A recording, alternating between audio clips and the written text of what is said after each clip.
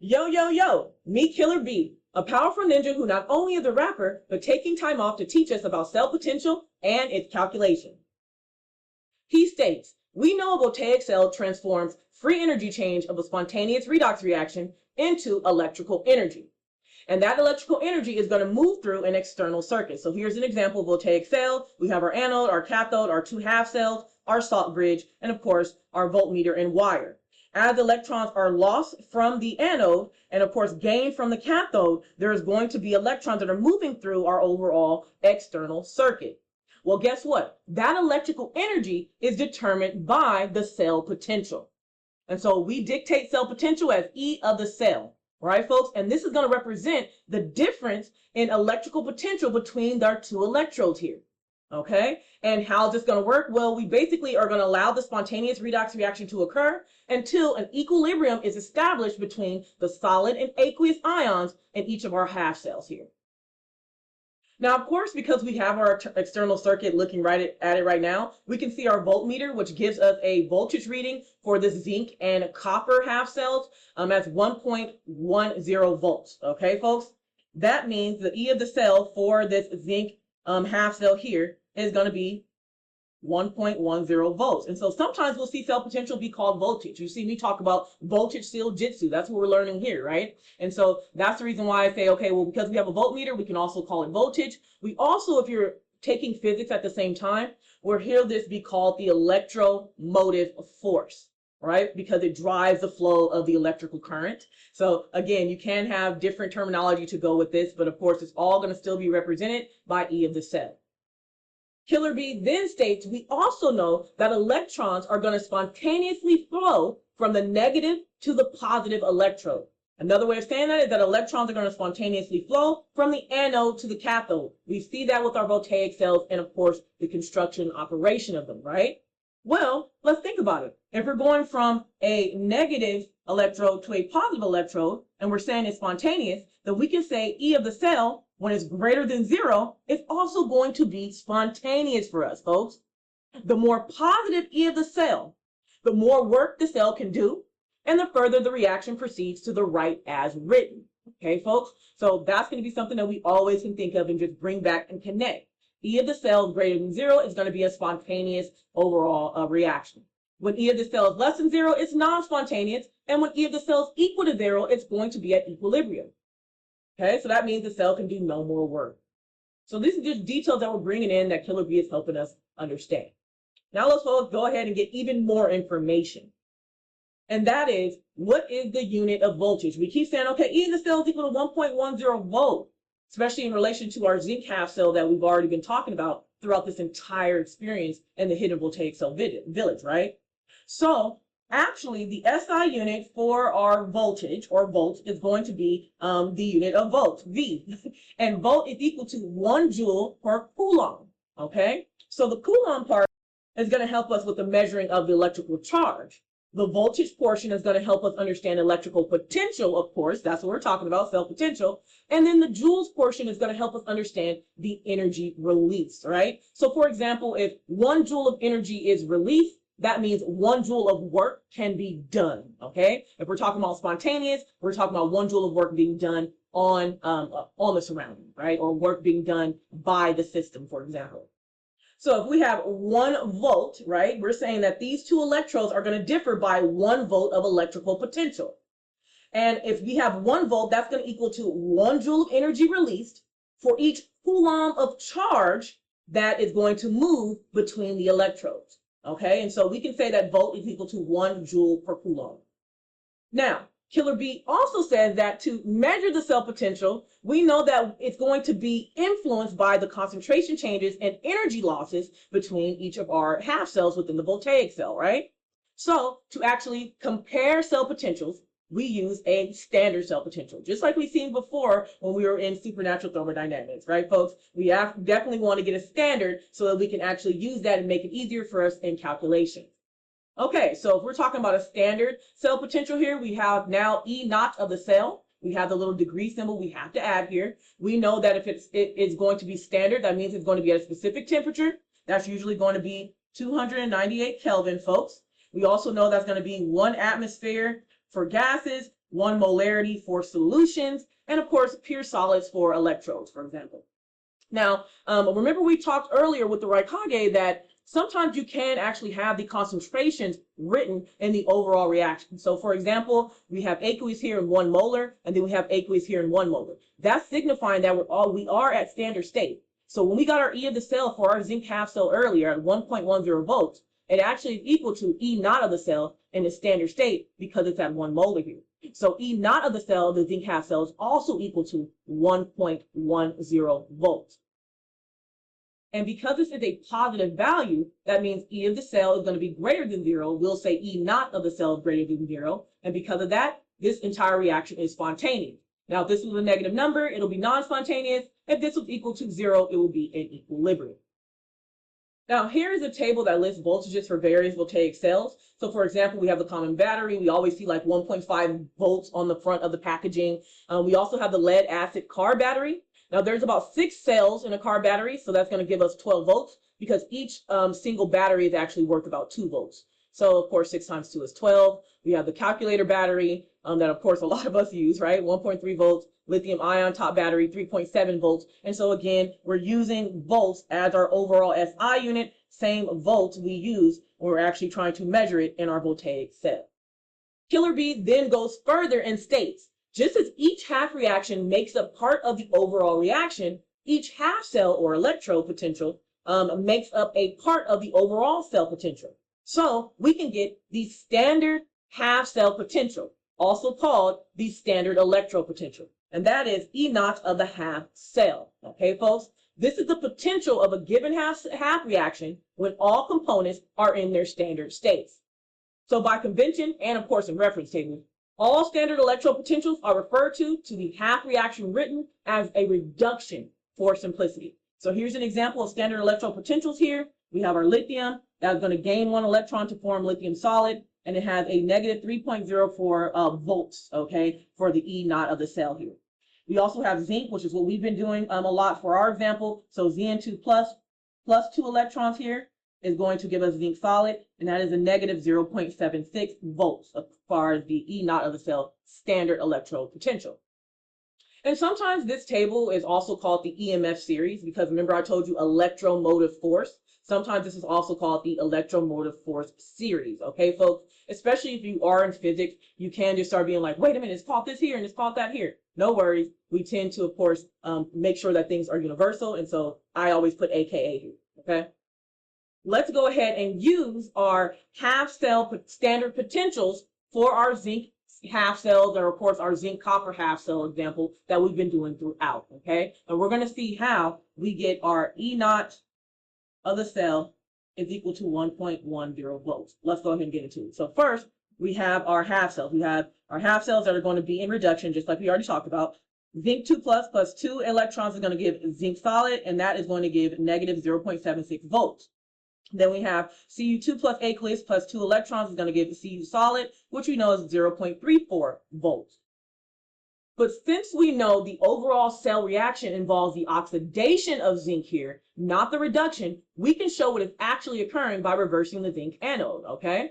Or just basically reversing the half reaction. So we go ahead and we got our stuff here. Let's go ahead and reverse the zinc half reaction. As you can see now we have our zinc solid on the reaction side, and then we have zinc 2 plus, and of course the loss of 2 electrons, which is going to verify oxidation. So now we have our 2 half cell reactions here, okay? And of course we have our standard half cell potentials here already written.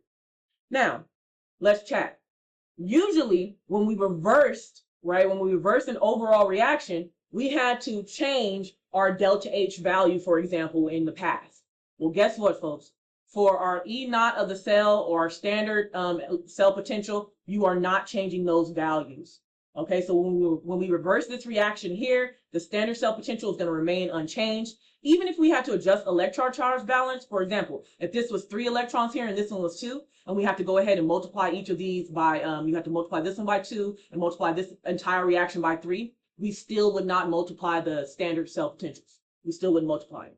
So again, the standard cell potential is always going to remain unchanged, no matter how you reverse or, of course, balance the charge of any of your half reactions. Now the question becomes, well, why? Well, the standard cell potential is an intensive property, so it's unaffected by substance quantity. You do whatever you want, it's still going to stay the same, okay? All right, cool. So the overall redox reaction for the zinc copper cell is, of course, going to be the sum of its half reactions. So we take the sum of this here, we get rid of our 2 electrons, and we're left with zinc solid plus Cu2 plus aqueous. It's going to give us zinc 2 plus aqueous plus Cu solid, right?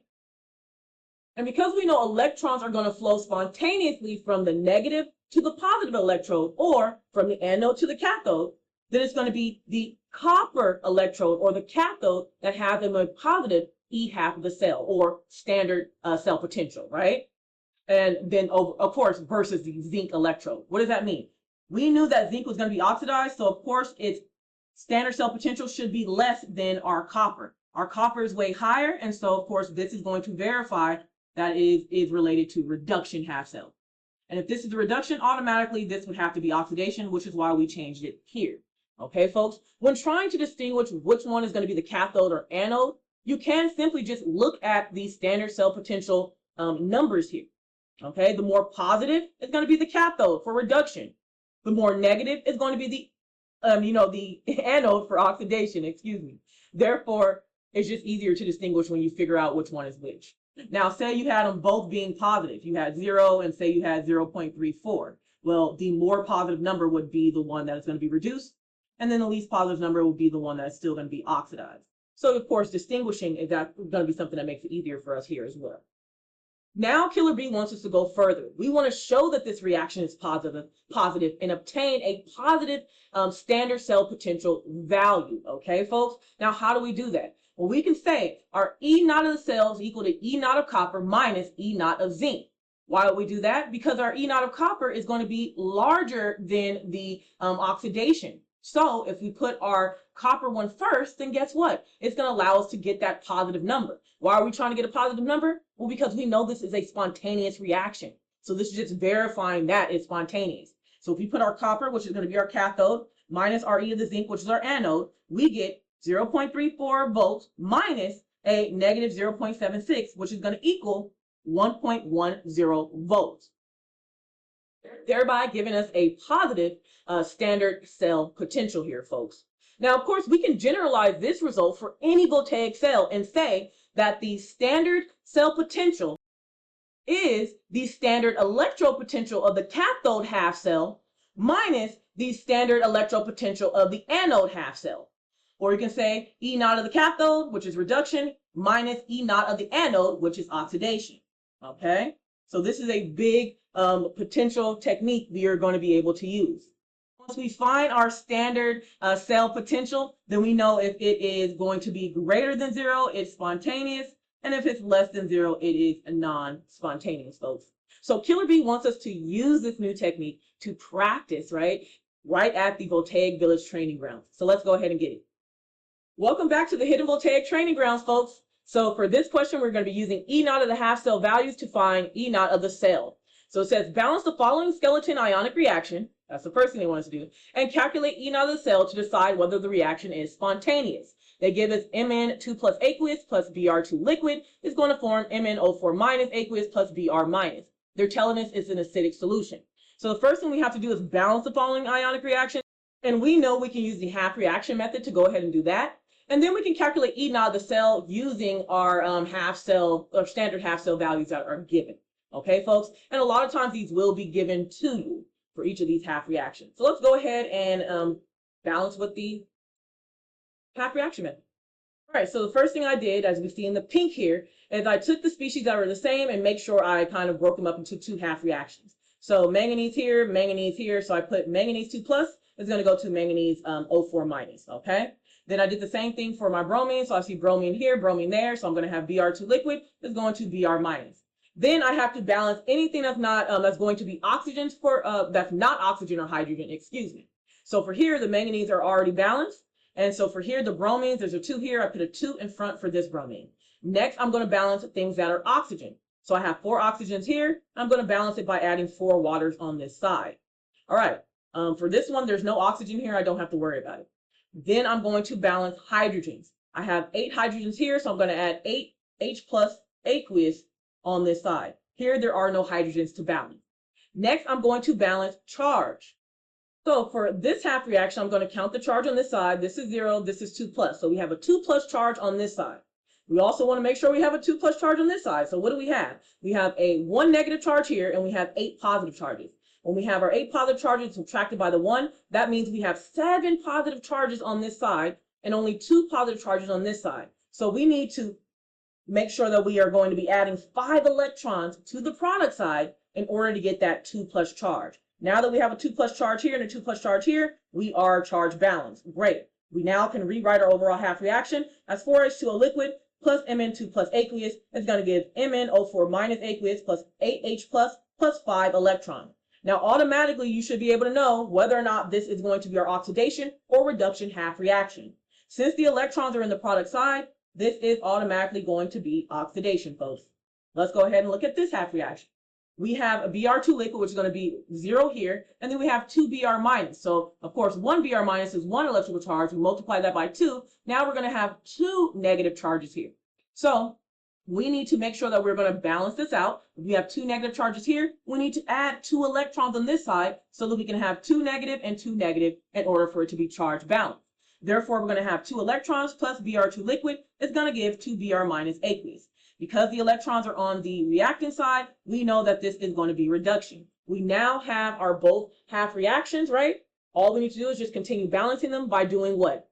Of course, step number 4, if we remember the half cell method, the half reaction method, is going to be bringing them together and canceling out any species that are the same on both sides. But before I do that, I need to make sure that I, again, balance my electrons out. Of course, that's the little piece I forgot from step number 3. So make sure I'm going back before I hit step number 4. And I'm like, okay, I have 5 electrons here and 2 electrons here. We want the lowest, least common multiple, right? And so that's going to be 10. So that means we have to multiply this by 5 here. We have to multiply this entire thing by 2. That's going to give us the same electron amount so that when we go to step 4 and it's time to cancel out things that are the same on both sides, we have all the correct numbers. So when I rewrite this and make sure I get both my half reactions and add them together, you'll see the new numbers. So you'll see 8 here, you'll see a 2 in front of this, you'll see a 2 in front of here, you'll see a 16 here, and of course you'll see 10 here. On this side, you'll see 10 here, you'll see 5 here, and of course you also will see 10 here. All right, here are 2 half reactions. Now we're going to get rid of things that are the same on both sides, so we can get rid of our 10 electrons here. So that means we're going to have 8 H2O, going to be liquid, left over, plus 2 Mn2 plus, which we know is going to be aqueous. What else is over here? Plus 5 Br2, which we know is going to be liquid here. So we got all of our reactants. And then on this side, we're going to have 2 MnO4 minus, which is going to be aqueous, plus 16H plus, which we also know is going to be aqueous. And then finally, 10 Br minus, which is also aqueous. So this is our balanced reaction based on what they want. Now we're going to use our standard half cell potentials that are given to calculate E naught of the cell. All right, so standard cell potential is going to equal to the standard half cell potential of the cathode minus the standard half cell potential of the anode, right? We've already figured out what's going to be our oxidation and reduction, which is going to tell us what's the anode and what's the cathode. How do we make that connection? Well, remember, anode is going to refer to oxidation. Remember, anox. Cathode is going to refer to reduction. Remember, red cat. And so we can say that our anode is going to be, again, oxidation, which is going to be our manganese species. And then our cathode is going to be reduction, which is going to be our bromine species here. They're already giving us the standard half cell potentials for each. Now, yes, we know that this is supposed to be reversed. This is supposed to be Mn2 plus slash MnO4 minus because we are in oxidation, right? But it's still not going to change the half cell value here. So let's go ahead and plug everything in.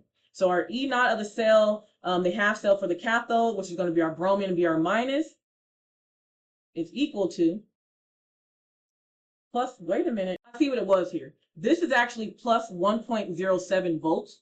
I put them both as 1.51 when I typed it in. Apologies. So our E naught of the cell for the cathode, which we know is bromine, is going to be 1.07 volts. We're going to subtract that by the E naught of the half cell for our anode, which we know is going to be our manganese here. And so that's going to be 1.51 volts, which is equal to negative 0.44 volts. All right, folks? So they want us to decide whether the reaction is spontaneous. Well, if our standard cell potential is negative, then this is going to be a non-spontaneous reaction, folks. And guess what?